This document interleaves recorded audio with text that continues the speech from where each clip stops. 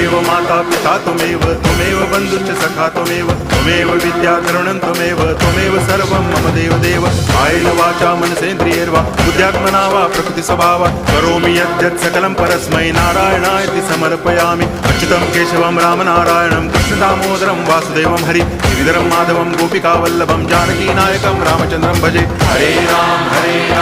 Ram Ram Hare Hare Hare Krishna